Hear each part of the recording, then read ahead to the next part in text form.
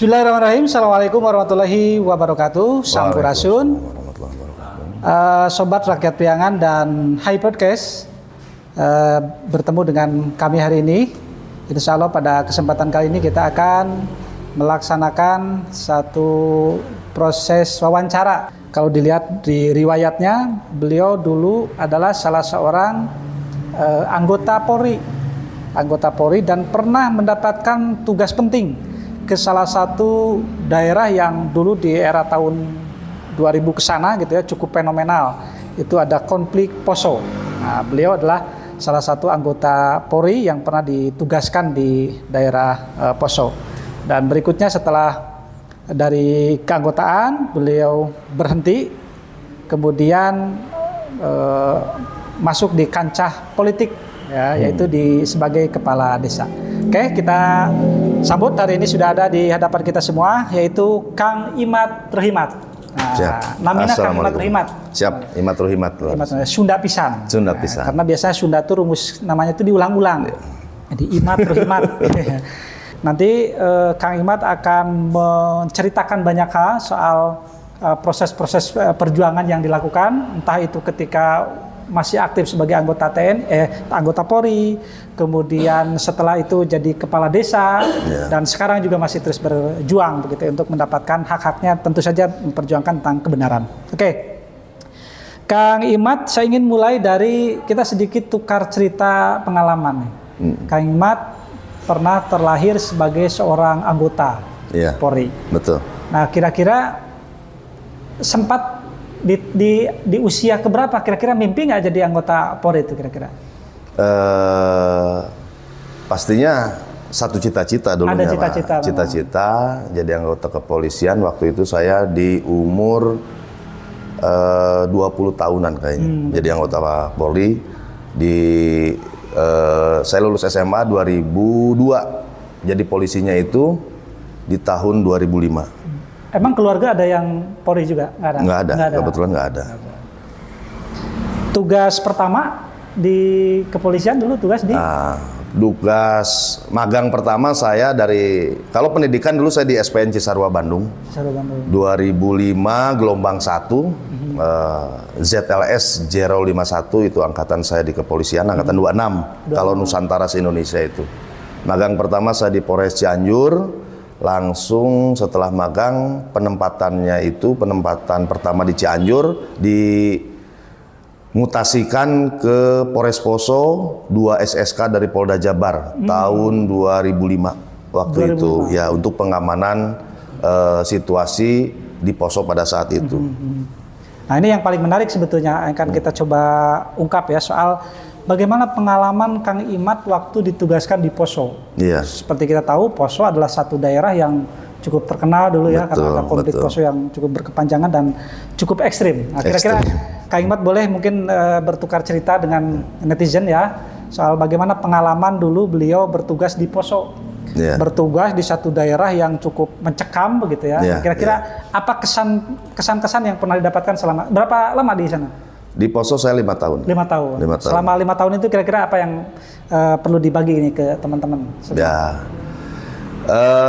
Selama 5 tahun saya di Poso memiliki kesan-kesan. Memang yang pertama itu ketika perjalanan, mungkin dulu saya tidak berpikir untuk sampai sejauh itu ya Pak, sampai sejauh ke Poso. Tapi karena satu tugas namanya abdi negara, ya mau tidak mau saya harus menjalankan tugas tersebut bersama 200 anggota Polda Jabar pada saat itu. Pengalaman yang diambil memang di Poso itu waktu itu bukan konflik agama, tapi kesininya itu waktu saya di sana itu sudah menjadi teroris dulu itu. Teroris ya. Pengalaman yang cukup lumayan saya rasakan itu. Dari orang-orang itu banyak selebaran dulu yang diselebarkan ke masyarakat, tidak boleh kasih makan sama polisi, tidak boleh kasih tempat tinggal sama polisi, senyum aja haram, polisi itu halal. Nah, ini yang menjadikan satu mental saya diuji mungkin di situ dulu selama 5 tahun. Jadi katanya togut dulu itu, kepolisian itu, pemerintahan itu kan togut di sana. Tapi ya alhamdulillah umur panjang, berbagai macam pengalaman saya di Poso, mungkin bingung juga saya menyebutkan ya. Kalau waktu mengalami mungkin saya ngeri-ngeri sedap gitu kan. Kalau sekarang saya bisa ketawa, bersyukur gitu kan, umur panjang, saya bisa kembali lagi. Waktu itu 2011 dimutasikan lagi oleh Mabes Polri ke Polda Jabar. Mungkin beberapa penghargaan aja yang didapatkan di Poso itu dari beberapa kali operasi, dari operasi Sogili, Mawondaya, Lantodago, Sintu Maroso, itu semua operasi-operasi kepolisian terkait penumpasan teroris waktu itu di Poso. Banyak juga yang mengerikan itu, teman-teman saya juga yang sampai ada yang meninggal, ada yang stres juga ada dari Polda Manado waktu itu kan gitu. Justru memang tantangannya itu di situ. Kalau pengalaman paling menegangkan yang pernah dialami? Baku tembak atau gimana? Pernah waktu itu kalau di Poso itu kan waktu saya di sana itu listriknya itu tenaga diesel, PLTD, pembangkit listrik tenaga diesel. Jam 9 malam di kota Poso, saya kebetulan di Polsek Poso Kota waktu itu. Begitu mati lampu jam 9, masyarakat itu banyak yang toki yang toki itu nakol ya, nakol tiang listrik, tiang langsung di situ gereja dibom. Buar, Allahu Akbar, kan gitu. Situasi gelap di situ, saya siaga sama anggota Densus, anggota Brimob yang standby di Polsek pada saat itu. Nah, kebetulan ada mobil yang lewat, begitu di stop karena tidak boleh melanjutkan perjalanan lewat di belakang Polsek, akhirnya dia putar balik. Setelah mau di cross check, mau dilihat gitu kan, ternyata dia ngebut. Pas begitu ngebut, ternyata ada senjata di belakang mobil itu. Yang akhirnya saya sendiri yang hajar itu mobil dengan rekan gitu kan. Setelah itu mobilnya kabur, kita telusuri ternyata betul memang bawa bom dan senjata rakitan kan di situ. Ya intinya lumayan lah, ngeri-ngeri sedap lah seperti itu gitu kan. Banyak mungkin ketika nanti di netizen atau mungkin letting saya juga yang pernah di Poso pasti akan bercerita, Poso ini seperti apa. Intinya punya pengalaman gitu, yang sama lah ya. Pengalaman yang sama yang menjadikan mental saya itu bagaimana ya, tidak merasa inilah semua ini saya jalankan. Pemikiran saya ini semua sudah ditakdirkan seperti ini. Sampai saya ke Poso, saya kembali lagi gitu kan. Saya terakhir bahkan dinas di Polres Banjar tahun 2013 pada saat itu gitu terakhirnya. Gitu, jadi saya kira memang waktu 5 tahun itu bukan waktu yang cepat ya. Artinya beliau tadi sampaikan salah satu pelajaran terpenting selama hidup di Poso adalah mental. Jadi mentalnya mental baja karena sudah terbiasa hidup dalam satu suasana dan lingkungan yang syarat dengan konflik. Gitu. Iya betul. Baik, Kang Imad, kita akan masuk. Tadi kan selintas itu saya mendengar profil Kang Imad itu anggota TNI, anggota Polri, anggota Polri, lalu kemudian menjadi kepala desa. Betul. Yang saya juga mendapat catatan penting. Jadi kenapa beliau ini pejuang? Karena ternyata beliau ini mendapat satu dinamika kehidupan yang berbeda dengan yang lain. Beliau pernah mengalami 2 kali pemberhentian. Ya, diberhentikan sebagai anggota Polri, kemudian ditakdirkan menjadi pejabat publik dan diberhentikan gitu. Nah, di segmen yang kedua ini kita akan mengupas tuntas soal bagaimana perjalanan Kang Imad yang mengalami dinamika kehidupan yang sangat luar biasa, seperti Poso mencekam begitu ya. Karena diberhentikan dari Polri, kemudian jadi Kades dan diberhentikan lagi begitu ya. Betul. Saya ingin berangkat dari pertama, kira-kira peristiwa apa yang melatar belakangi sampai akhirnya kemudian Kang Imad ini diberhentikan dari anggota. Karena kalau dilihat di usia 40 ini sebetulnya manjing Kapolres sebenarnya. Ada Kapolres yang sudah 40 tahun jadi Kapolres kan? Atau minimal jadi Kasat. Nah sekarang kira-kira apa yang melatar belakangi waktu itu? Ini sedikit berbagi saja cerita Kang Imad dengan teman-teman semua tentang perjalanan kenapa diberhentikan dari anggota.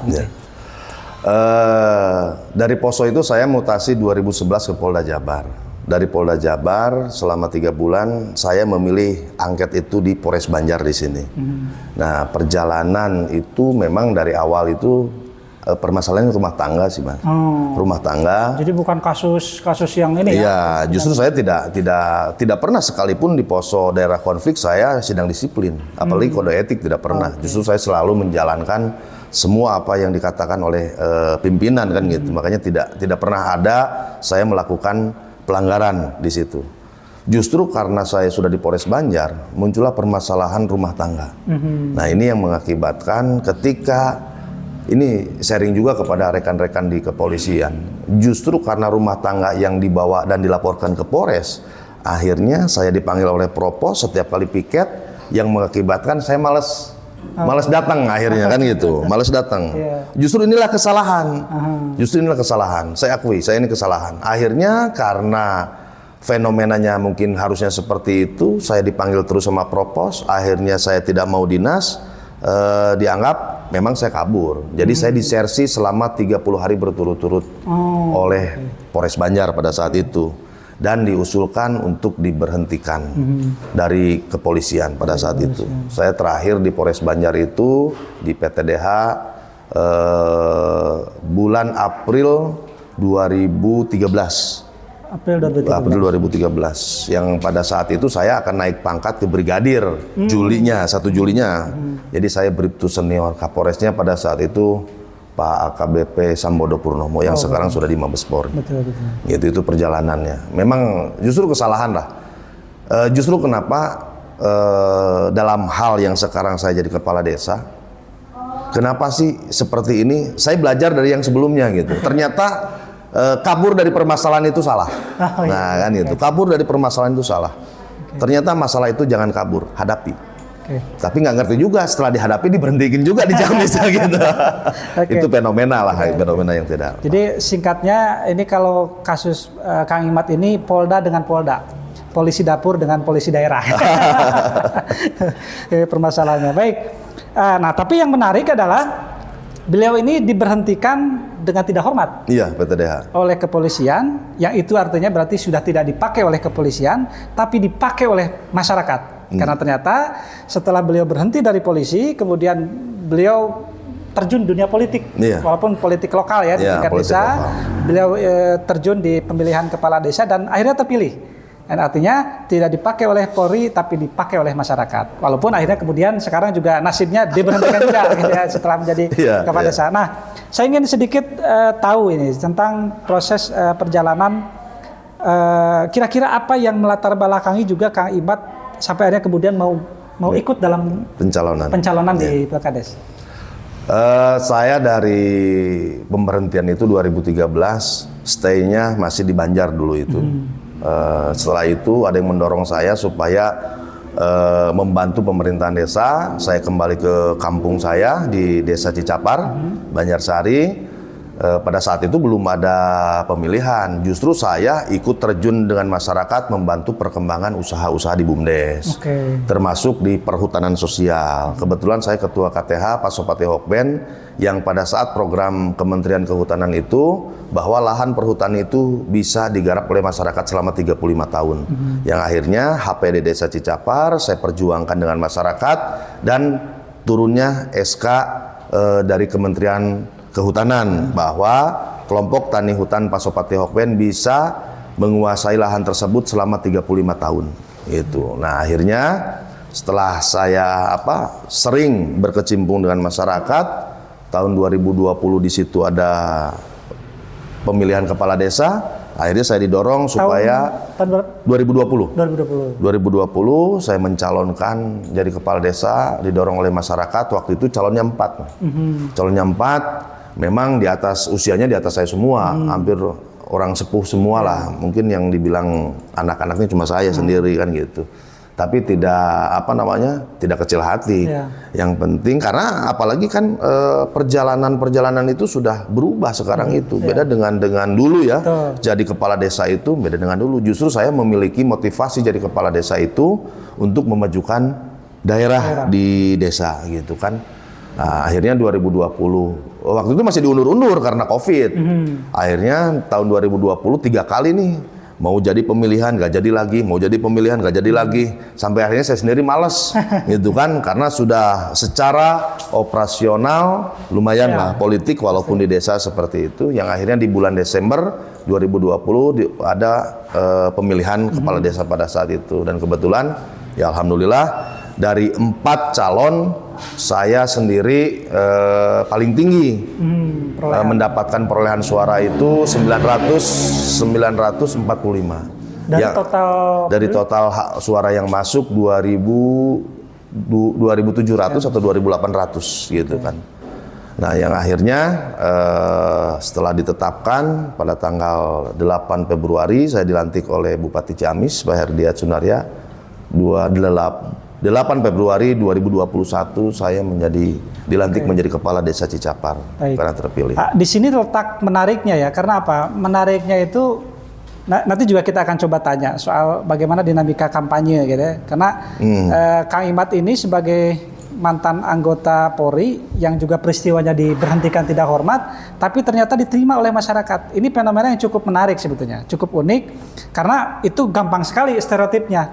Orang black campaign itu gampang sekali, polisi dipecat kan gitu. Nah, kira-kira apa yang bisa kita ketahui atau Kang Imat share kepada kita soal tantangan-tantangan kampanye, bagaimana membangun kepercayaan publik di tengah-tengah? Kang Imat secara historis begitu ya, punya peristiwa yang tadi dipecat atau diberhentikan tidak hormat dari kepolisian. Justru disinilah tantangan yang besar. Sampai-sampai tadi dibilang di polisi gak dipecat, cenah ayeuna nyalon kepala desa kan gitu. Nah, justru kan dalam tanda kutip tadi saya berpikir memang jangankan pensiunan untuk mencalonkan kepala desa, apalagi pecatan kan gitu. Pensiunan aja saya pikir kadang-kala sulit gitu. Sulit, tergantung memang pribadinya masing-masing. Itu tetap tidak bisa dijadikan satu dasar bahwa pensiunan polisi tidak bisa jadi kepala desa atau pecatan polisi tidak bisa. Berarti kan dalam hal ini itu tinggal kembali lagi kepada pribadinya masing-masing. Saya mungkin dianggap oleh masyarakat dalam hal ini bisa membantu. Ketika saya mencalonkan, apalagi waktunya panjang, dibatalkan lagi. Di situ kan banyak perjalanan masyarakat dalam konteks kadang memerlukan bantuan saya pada saat itu. Apalagi yang berhubungan dengan kepolisian. Jadi ketika dibantu, kita sambungkan permasalahan ya bisa dalam konteks restoratif justice atau SP3 itu mereka merasa terbantu. Makanya dari situ ada poin positif di masyarakat. Tuh lamun Pak Imat jadi kuuna mah cenah sagala dibantuan ge enakeun gitu posisinya. Dan kebetulan pada saat itu yang pemilihan kan pasti dijaga oleh pihak-pihak kepolisian. Di daerah saya itu hampir berapa orang dulu ya, 10 orang yang menjaga TPS itu kan, per TPS 1 polisi, 2 TPS kayaknya waktu itu. Kebetulan teman semua lagi yang menjaga. Aduh, akhirnya saya seolah-olah gambling di situ. Menang jadi piomongan, jadi rame eleh komo kan gitu. Tapi ya di situ ya alhamdulillah teman semua itu, apalagi dari Polres Banjar yang waktu itu pengamanan di saya mensupport. Gitu kan. Ini salah satu contoh dan bukti ketika jadi polisi berhenti dan terpilih. Itu bukan hal yang mudah.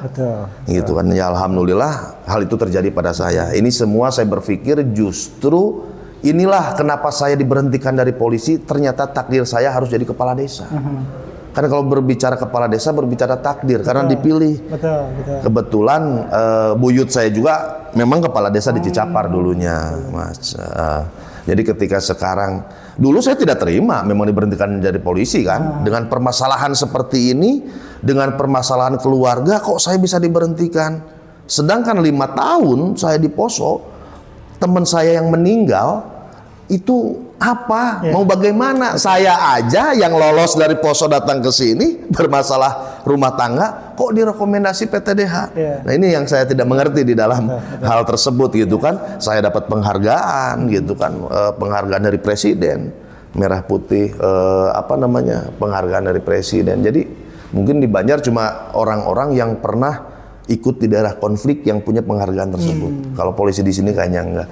Justru dari situ, dari permasalahan awal saya diberhentikan dulunya seperti tidak terima, tapi ternyata dijawab oleh takdir saya harus jadi kepala desa. Karena nggak mungkin saya jadi polisi jadi kepala desa. Betul. Kan gitu. Karena perjalanan hidup yang saya juga tidak tahu. Kalaupun Gitu mungkin kan. harus pensiun dulu ya. Iya, justru yang kalau kan mungkin itu harus pensiun dulu gitu kan. Betul. Justru karena diberhentikan ini saya akhirnya tidak terima, tapi inilah takdir yang harus saya jalani. Ternyata takdirnya saya mencalonkan kepala desa, didorong dan terpilih oleh masyarakat jadi kepala desa di Cicapar. Jadi memang selalu ada hikmah dalam setiap peristiwa. Banyak hikmah.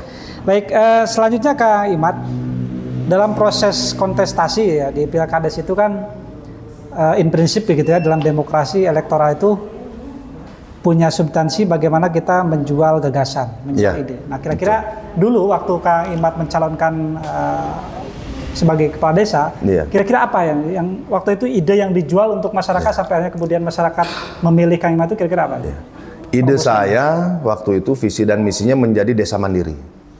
Menjadi desa mandiri. Jadi kita dalam arti gini, bantuan dana desa ini mungkin tidak serta-merta atau tidak akan selamanya akan terus digulirkan ke desa. Justru dengan adanya dana desa ini kita harus bisa membangun satu ekonomi di masyarakat yang bisa meningkatkan perekonomian. Makanya begitu saya dilantik jadi kepala desa, tidak lama saya membuat satu gagasan waktu itu membuat rokok. Namanya Jitem Pro Cicapar. Ada dan sudah legal. Saya kerjasama dengan salah satu pabrik rokok, di situ sudah cukai. Kebetulan di saya ada petani tembakau yang kita kerjasama, semua hasil tembakonya kita beli melalui BUMDes. BUMDes dikerjasamakan dengan satu perusahaan dan muncul merek rokok namanya Jitem Pro Cicapar. Nah, Jitem di sini kok banyak yang nanya, Pak Imad kok namanya Jitem? Jitem ini adalah kepala desa Cicapar pertama tahun 1817. Namanya Mbah Jitem.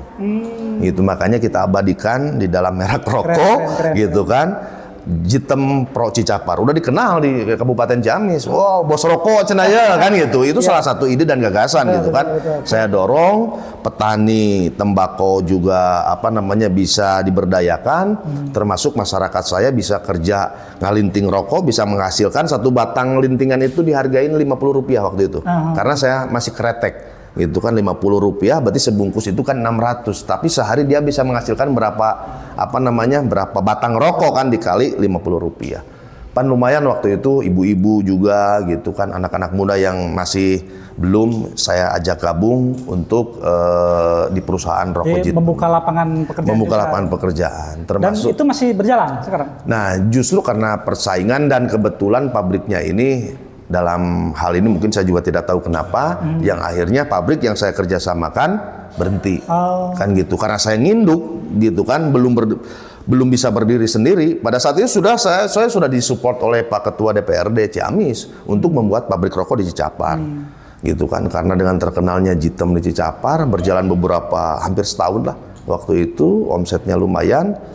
Tapi karena mungkin salah satunya sayanya belum siap dari segi keuangan desanya, karena membuat satu perusahaan itu tidak hanya niatnya saja, tapi kan harus besar, dengan keuangan yang memang besar, yang harus teranggarkan juga dengan besar gitu kan.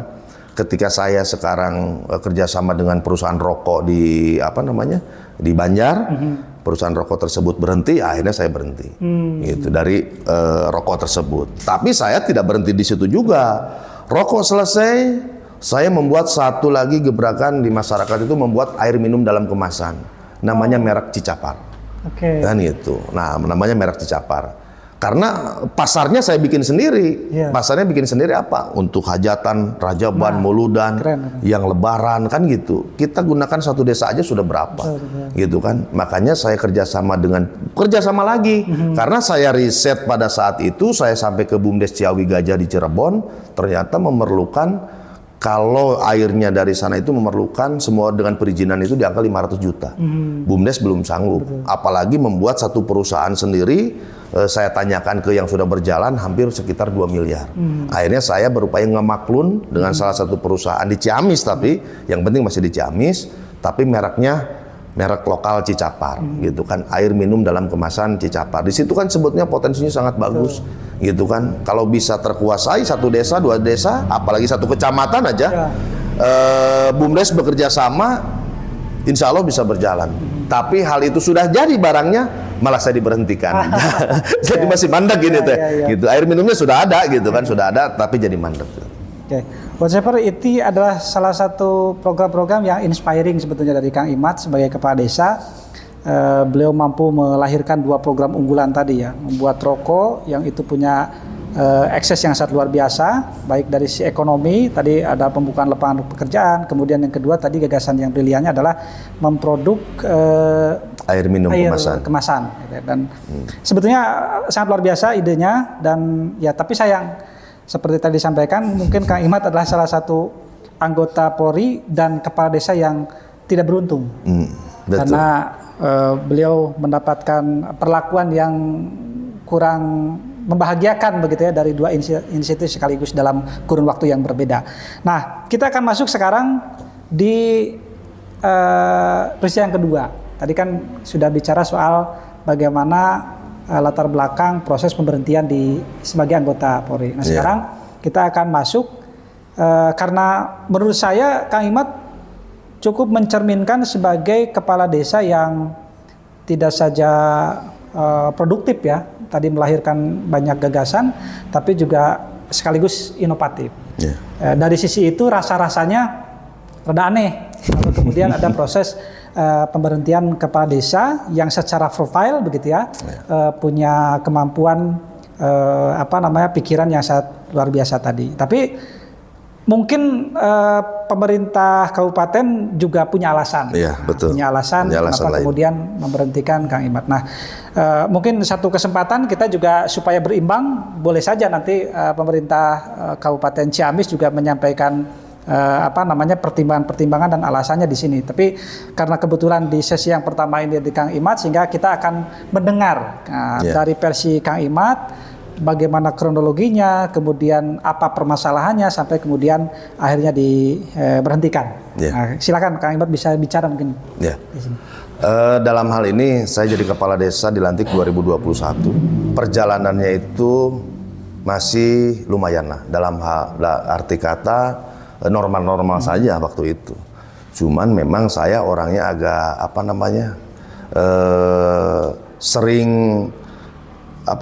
sering kurang pas saya obrolkan, kayak anak muda lah seperti itu. Karena ketika saya melihat saya sendiri, memang orang bilang saya basic kepolisian, tapi di ilmu pemerintahan itu kan tidak ada. Betul. Yang saya pikir seharusnya kalau yang menjadi kepala desa harus minimal disekolahkan dulu nih, supaya memahami alur administratif seperti apa. Nah, pada saat itu kan juga tidak ada binteknya juga tidak ada pada saat itu. Apalagi saya lihat yang sepuh-sepuh, yang sudah pada senior gitu kan, cuma sebatas saya yang nyalon menjadi kepala desa terus bekalnya apa? Saya sendiri bekalnya penyidik dan kepolisian masih kena siga kieu komo itu kan gitu. Betul.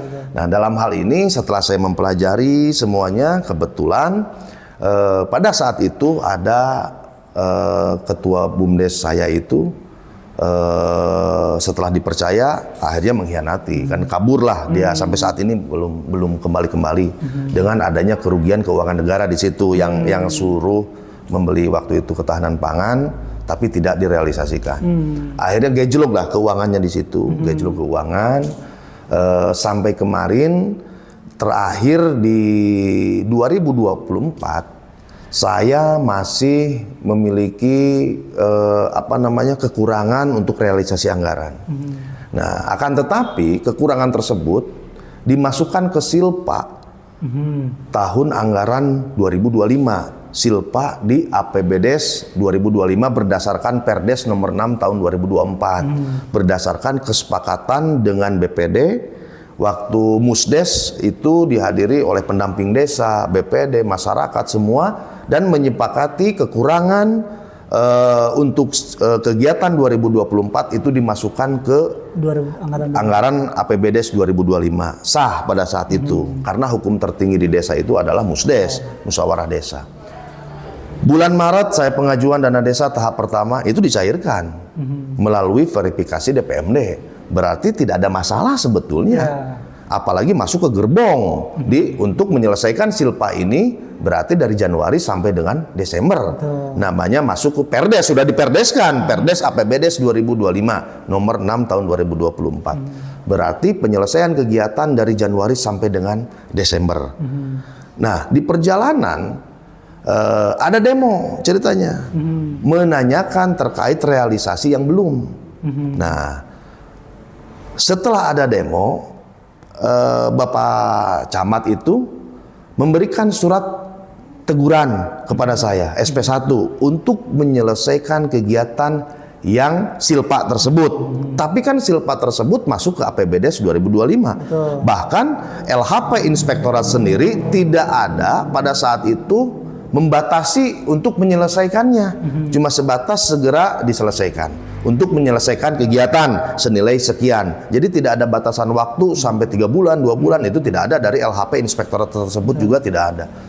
Makanya disepakati dengan musyawarah masuk ke APBDes 2025. Cuman di perjalanan karena ada demo yang akhirnya camat membuat SP1 untuk segera menyelesaikan kegiatan tersebut.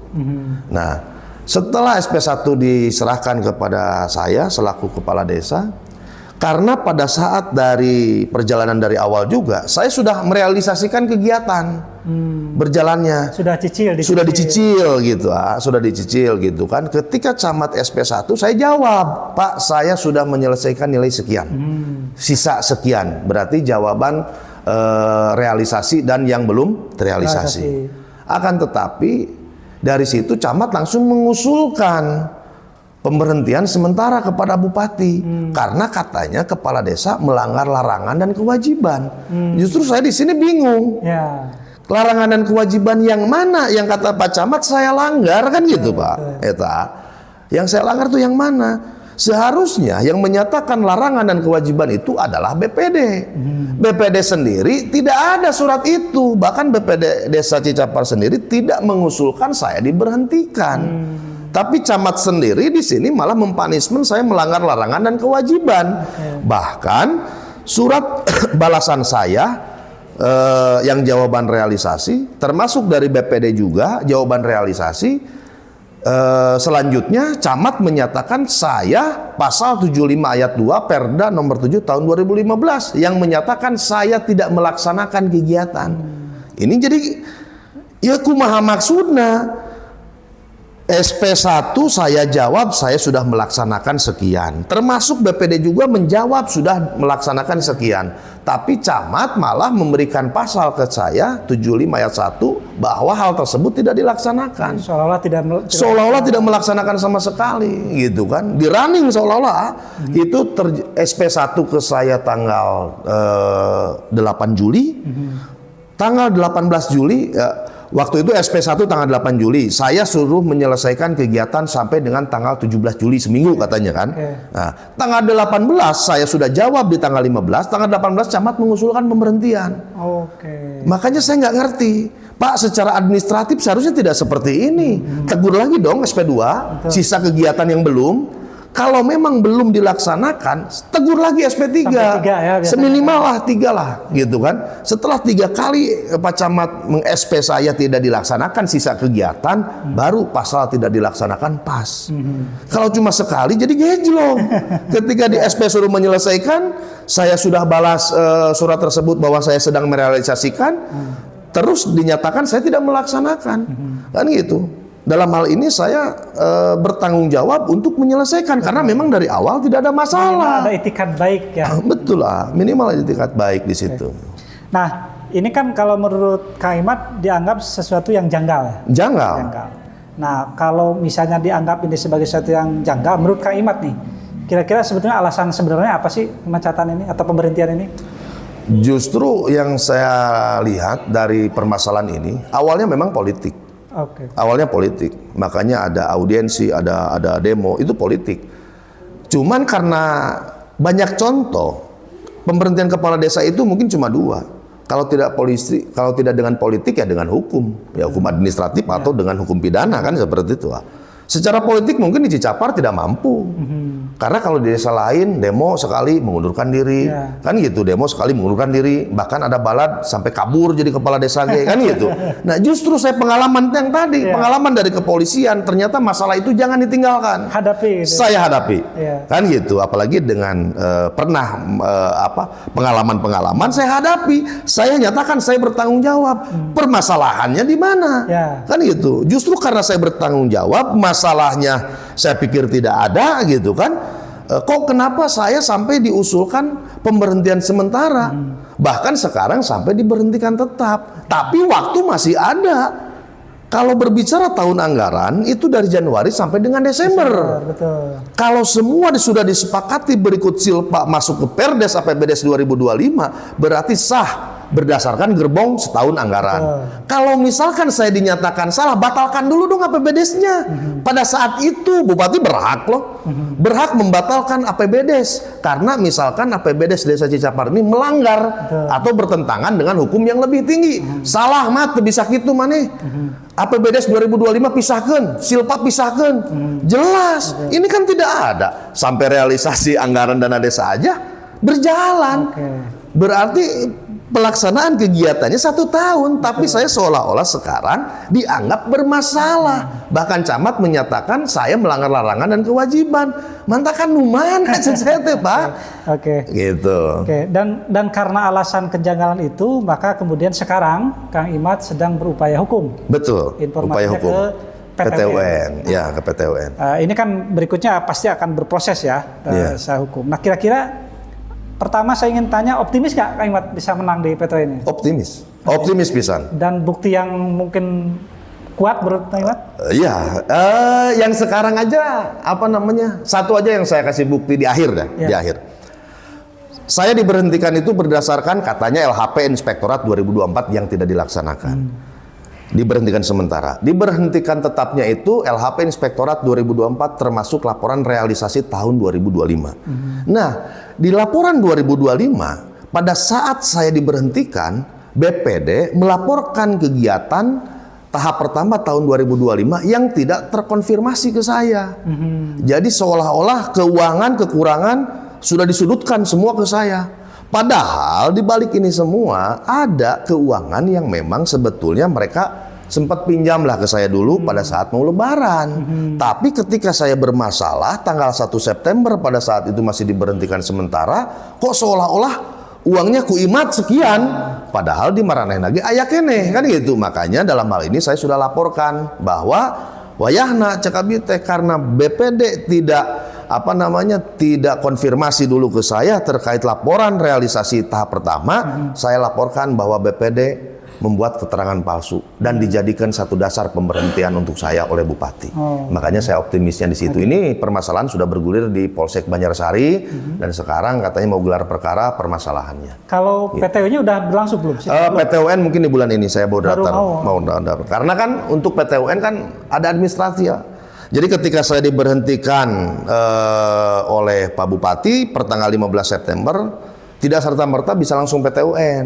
Jadi harus ada upaya administratif dulu. Jadi saya bikin satu keberatan dulu ke Bupati, setelah dibalas atau tidak saya nunggu misalkan 2 minggu setelah Pak Bupati ngebalas. Karena dalam ini Pak Bupati ngebalas kan, jadi saya nunggu lagi karena saya membuat satu banding keberatan kepada Pak Gubernur. Saya kirimkan surat kepada Pak Gubernur, saya menunggu waktu 2 minggu, kalau misalkan belum ada jawaban atau seperti apa, baru upaya terakhir saya ke PT-UN. Ya, gitu. Baik, kita sudah masuk di akhir segmen ya. Nah, informasinya Kang Imad selain sekarang berupaya hukum di PT-UN, konon katanya juga sedang ke KPK. Nah, ini cukup menarik ya. Jadi anak buah ngelawan Dunungan ya. Tidak hanya di PT-UN tapi di KPK. Nah, kira-kira apa? Emang ada temuan baru atau ada kasus yang ditemui? Jadi mungkin bukan temuan baru. Permasalahan ini sebetulnya masih korelasi ya dengan APBDes 2024. Nah, pada saat itu pemerintah Kabupaten Ciamis belum merealisasikan anggaran senilai 20 juta untuk ADD tahap kedua, untuk operasional desa. Waktu itu saya yang 20 juta itu untuk operasional, musdes, termasuk 17 Agustusan. Itu masih hutang 20 juta ke pemerintah desa. Cuman semua mungkin, ini saya tidak tahu lah. Desa itu pasti realisasi APBDes 2024 sama dengan 0. Pasti habis semua. Seharusnya kalau memang ini disilpakan, kata pihak kabupaten, APBDes desa juga harus mengikuti. Uang ini jadi silpa karena belum terbayarkan. Tapi dana ADD ini kan dana dari perimbangan yang memang wajib dibayarkan oleh Pemda Kabupaten Ciamis kepada semua desa. Kalau misalkan ini digunakan karena keadaan darurat pada saat itu, mungkin sah-sah saja. Tapi regulasinya ditempuh atau tidak? Ke kementerian, misalkan Kementerian Dalam Negeri atau Kementerian Keuangan minta persetujuan atau seperti apa, atau memang pemberitahuan bahwa dana perimbangan yang dikhususkan ke desa-desa di Kabupaten Ciamis dipinjam karena keadaan Pemda Kabupaten darurat untuk membayar hutang atau seperti apa. Nah, mekanisme ini saya tidak tahu. Tapi saya lihat di desa, termasuk saya sendiri, kok tidak ada uang yang 20 juta itu. Berarti laporan realisasi sudah sama dengan 0 semua. Di semua desa. Iya, berarti dianggap yang 20 juta ini sudah terrealisasi. Secara tanda kutip, walaupun belum. Nah, di bulan Januari 2025, Abdesi Kabupaten, semua kepala desa, perwakilan kepala desa, termasuk DPRD yang dihadiri oleh TPAD dan Sekda Kabupaten Ciamis, bahwa menyepakati akan dibayarkan ADD tahap kedua tahun 2024 itu di bulan Maret 2025. Tetapi kenyataannya sampai dengan saat saya diberhentikan, saya belum mendapatkan pencairan dana tersebut. Jadi jangan seolah-olah saya mempermasalahkan kene-kene kudu diurunkeun cenah jadi riweuh. Justru karena yang 20 juta kan dalam arti gini, sisa kegiatan yang harus saya selesaikan berdasarkan temuan inspektorat kan 20 juta lagi can dibayarkan di pihak kabupaten. Terus kunaon saya seolah-olah salah jeung diurunkeun nya ditagih saya keluar gitu lah. Itu logika. Jadi saya bukan mengada-ada bahwa ini permasalahan baru, tidak. Ini permasalahan yang korelasi dengan pemerintah kabupaten yang katanya saya salah disilpakan dengan nilai sekian. Pihak kabupaten juga menyilpakan katanya yang 5 miliar itu. Tes saya diberhentikan, kok ini kenapa? Kan seperti itu. Nah, itu makanya saya terus mengikuti ini sampai sejauh mana. Makanya kebetulan saya dengan advokat, dengan pengacara Pak Ramdhanil Daulay, permasalahan ini diangkat oleh pengacara saya itu untuk dilaporkan dugaan tersebut ke Polda Jawa Barat. Dan termasuk mungkin yang tadi mungkin akan jadi ke KPK. Selain ke KPK ke Polda. Ke Polda Jawa Barat. Ke KPK-nya sudah masuk belum? Ke KPK-nya belum. Mungkin katanya sudah dirumuskan akan berangkat ke KPK karena pada saat sebelum Pak Herdiat menjabat sekarang ini kan PJ-nya dari KPK, yaitu Pak Budi Waluya dari KPK. Di bagian terakhir, Kak Imad, lebih ke kira-kira apa harapan Kang Imad dari seluruh proses yang sedang ditempuh sekarang? Ya. Harapan saya kepada pemerintah kabupaten dalam hal ini, memang kemarin demo itu kan dianggap saya ini korupsi, kan gitu. Tapi nyatanya diberhentikan dengan gara-gara melanggar larangan dan kewajiban. Dan hal ini tidak disampaikan oleh Pemda Kabupaten Ciamis ke masyarakat. Jadi nama baik saya memang sudah tercemar, gitu kan. Dan seolah-olah dalam pemberhentian ini di punishment saya melakukan hal itu karena justifikasi dari masyarakat.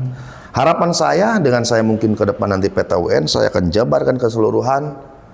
Pak Bupati Ciamis nanti harus melantik saya kembali. Berarti saya harus menang gugatan di PTUN. Itu harapannya. Harapan. Dan karena Kang Imad ini adalah pemenang pada saat Pilkades di Cicapar, nah mungkin ada kata-kata Kang Imad untuk para pendukung tentunya karena mendapatkan mayoritas terbanyak. Silakan barangkali ada yang mau disampaikan untuk warga Desa Cicapar yang mendukung Anda waktu itu. Hatur nuhun ka sadaya warga Desa Cicapar, apa yang dilihat dan dipahami saat dari mulainya rame dan sekarang sudah mulai mulai terbaca gitu kan sebetulnya seperti apa di pemerintah Desa Cicapar. Untuk itu, mudah-mudahan doakan saya kepada para pendukung saya akan melakukan gugatan PTUN di bulan ini Mudah-mudahan keputusannya bisa dimenangkan oleh saya dan saya bisa dilantik kembali oleh Pak Herdiat selaku Bupati Ciamis dan kembali menjabat jadi Kepala Desa Cicapar. Mungkin itu. Baik, Sobat Rakyat Biangan dan teman-teman Hai Podcast, mungkin dicukupkan sekian untuk podcast di sesi pertama ini. Dengan kita menghadirkan tokoh utama Kang Imat Rohimat, kita sama-sama berdoa semoga apa yang sedang dilakukan, diperjuangkan, mendapatkan hasil terbaik sesuai Amin. apa yang menjadi harapan beliau dan tentunya harapan warga masyarakat Desa Cicapar. Saya kira itu yang bisa disampaikan. Terima kasih dan tetap sehat. Terima kasih Kang Imat. Sami-sami, terima kasih. Sehat, saprasi. Amin, amin.